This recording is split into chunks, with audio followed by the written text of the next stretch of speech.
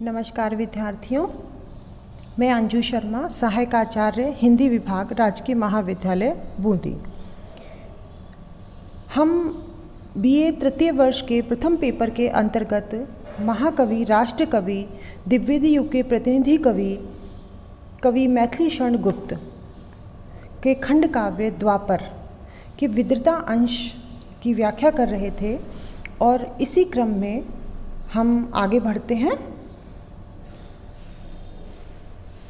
पहले मैं वाचन कर देती हूँ। अब तुम किसको साध रहे हो, चला गया वह तो, पाप कर रही थी क्या कोई, कहो सुनो मैं यह तो। अधिकारों के दुरुपयोग का कौन कहाँ अधिकारी, कुछ भी स्वत्व नहीं रखती क्या अर्धांगिनी तुम्हारी। मैं पुण्यार्थ जा रही थी, तुम पाप देख बैठे आहा, और आप अवसर के वर को शाप लेख बैठे हो। प्रस्तुत पंक्तियों में विद्रता पुरुष को पाप और पुण्य के बारे में बता रही है कि जो पुण्य है उसे तुम पाप समझते हो और ये तुम्हारी मानसिक विकृति का ही परिणाम है। स्त्री पुरुष के सामने अपने अधिकारों की मांग करती है और जब वो अपने अधिकार पाने के लिए लालायित हो उठती है, अपने अधिकार पाने के लिए कदम बढ़ाती है, तो पुरुष को ये अच्छा नहीं लगता और पुरुष उसे पाप समझता है। इसी पुरुष की मनोस्थिति को, मानसिक सोच को दूर करती हुई विद्रता कहती है कि अब तुम किसको साध रहे हो, चला गया वह तो। कि वो कहती है कि जब धर्म तुम्हारे घर आया था तो तुमने अपने घर के दरवाजे बंद कर लिए। वो तो हाथ फैला करके आया था, लेकिन तुमने अपने घर के दरवाजे बंद कर लिए। अब फिर तुम किसके बारे में सोच रहे हो, अब किसकी साध, किसकी इच्छा तुम रख रहे हो। वह तो चला गया, उसे तो तुमने भगा दिया।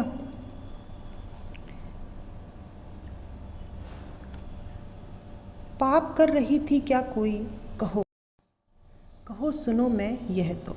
वो कहती है कि अगर धर्म मेरे घर आ रहा था और मैं धर्म को अपना रही थी, अर्थात धर्म का मतलब ये नहीं है कि आप झुककर चलो, किसी की परतंत्रता में रहो, आप अंधविश्वास रूढ़ियों में पड़ो। यहाँ विद्रता का धर्म से मतलब है न्याय और अन्याय की अवधारणा, समता और असमता की, विषमता की अवधारणा। जहाँ पुरुष अपने आप को सब कुछ समझता है और स्त्री को अपने अधीन मानता है, वो धर्म नहीं है। धर्म है कि जब गृहस्थ जीवन में पुरुष और स्त्री समान हैं, समान अपनी भागीदारी करते हैं और जो अपनी जीवन की गाड़ी को वो आगे बढ़ाते हैं। लेकिन इन जो ये धर्म की सटीक बातें थी, जो सत्य बातें थी, उनको पुरुष नकार देता है। लेकिन स्त्री इसे पकड़ना चाहती थी, स्त्री जो है इस पे अमल करना चाहती थी और इसीलिए वो अपने अधिकारों के प्रति उसमें जागृति आती है। लेकिन जब वो ऐसा करती है तो पुरुष को लगता है कि वह कोई पाप कर रही है। तो वो यही कहती है कि अपने अधिकारों की मांग करना, अपने स्वतंत्र अस्तित्व को स्वीकार करना कोई पाप नहीं है। अधिकारों के दुरुपयोग का कौन कहाँ अधिकारी है। पुरुष तुम मुझे ये बताओ कि जो ये अधिकारों का दुरुपयोग हो रहा है, इसका अधिकारी कौन है, तुम हो या मैं हूँ। है, मैं तुम्हारे अधिकारों का हनन कर रही हूँ या तुम मेरे अधिकारों का हनन कर रहे हो। और यही जो बात है वो विद्रता अच्छे से उसे समझाना चाहती है कि जो भी धर्म के द्वारा, हमारी संस्कृति के द्वारा जो हमें अधिकार प्रदान किए गए हैं, उनका दुरुपयोग नहीं होना चाहिए, उनका सदुपयोग होना चाहिए। लेकिन हे पुरुष, तुम मुझे बताओ कि इन अधिकारों का जो दुरुपयोग है, जो इनका नाजायज़ फ़ायदा उठा रहा है, वो कौन है। मैं कुछ भी स्वत्व नहीं रखती क्या अर्धांगिनी तुम्हारी। मैं तुम्हारी अर्धांगिनी हूँ, तुम्हारे सुख दुख की भागीदारी हूँ। तो क्या मैं अपना कोई स्वतंत्र अस्तित्व नहीं रखती। मेरे कोई मूल्य नहीं है, मेरी कोई अहमियत नहीं है, मेरा कोई सम्मान नहीं है। मैं पुण्यार्थ जा रही थी, तुम पाप देख बैठे हा। मैं तो अपने स्वतंत्र अस्तित्व के लिए मैं भी कुछ हूँ यह सोच करके और पुण्यार्थ ही मैं जा रही थी, अर्थात जिस इस घर की चार दीवारी में तुमने मुझे कैद करके बंद करके रख दिया और मेरे दायरे को यहीं तक सीमित कर दिया, इस दहलीज को मैं पार कर रही थी, लेकिन तुमने मेरे इस पुण्य काम को भी पाप समझ लिया। तुम्हें लगा कि मैं स्वेच्छाचारी हो गई हूँ,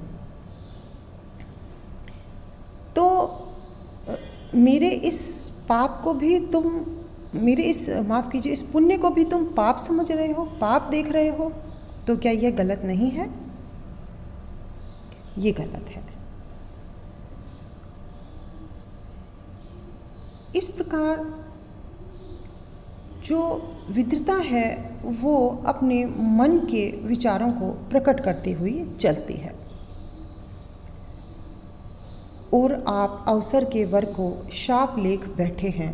हाँ, और आप ये समझते हैं कि ये जो एक अवसर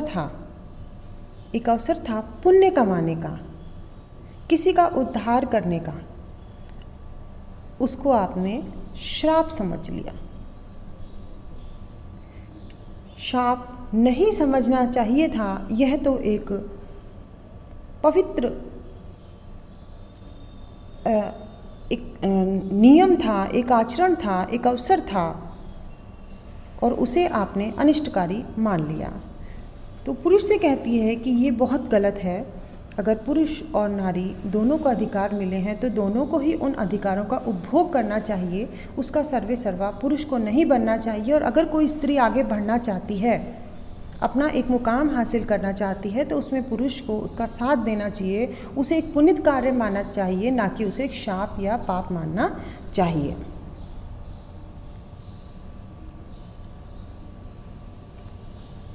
जिसमें पशु वध करते रहते सूखा हृदय तुम्हारा।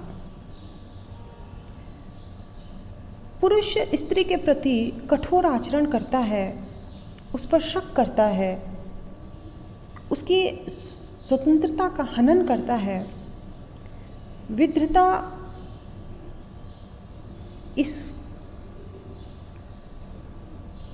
पुरुष की मानसिकता को दूर करने का प्रयास करती है और उसे समझाती है।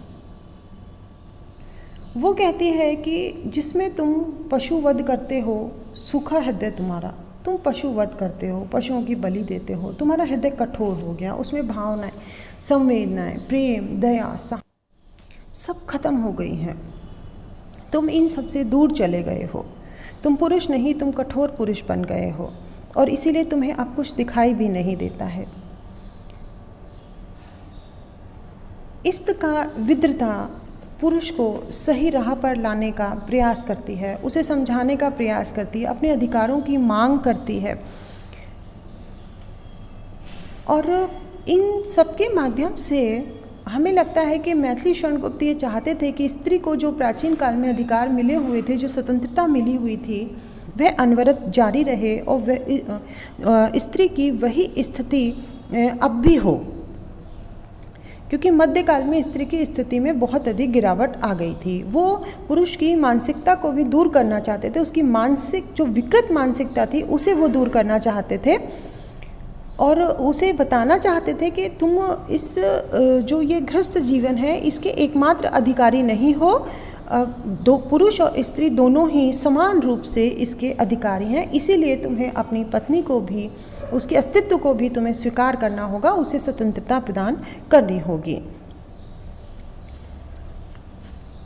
अब हम अगले पंक्तियों का वाचन करते हैं, फिर उसका अर्थ करेंगे।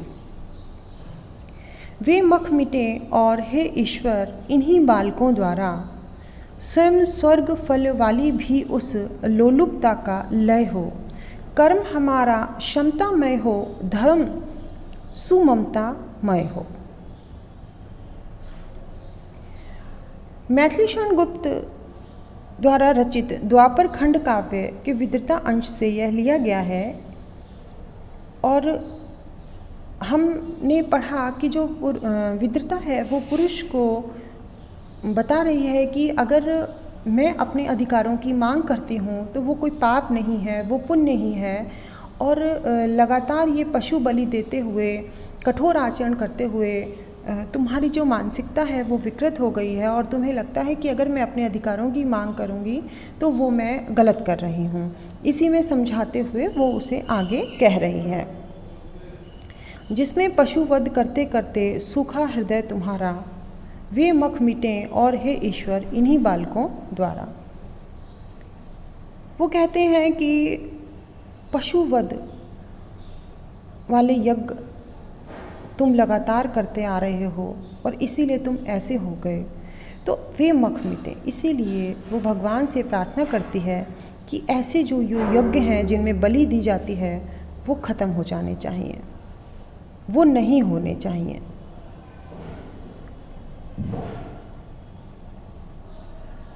हे ईश्वर इन्हीं बालकों द्वारा। और जो यह पुरुष में इस बात का ध्यान आना चाहिए, यह होना चाहिए ईश्वर कि पशु बलि देने से स्वर्ग की प्राप्ति नहीं होती है। एक संतानोत्पत्ति करना और इस संसार को आगे बढ़ाना और अपनी संतान जो है उसमें सद्गुणों का संचार करना, तभी सद्गति प्राप्त हो सकती है। स्वयं स्वर्गफल वाली भी उस लोलुपता का लय हो। जो ये लोलुपता है, जो ये लालच है कि ये पशु बलि देने से, ऐसे यज्ञ करने से मुझे स्वर्ग की प्राप्ति होगी, तो ये जो इच्छाएं हैं, जो ये लालसा है, ये ख़त्म होनी चाहिए। और कर्म हमारा क्षमतामय हो, धर्म सुसमतामय हो। और यह सोच आनी चाहिए कि हमें इस धरती पे आकर के कर्म करना है, अपने धर्म का पालन करना है, और वो धर्म है सुसमतामय।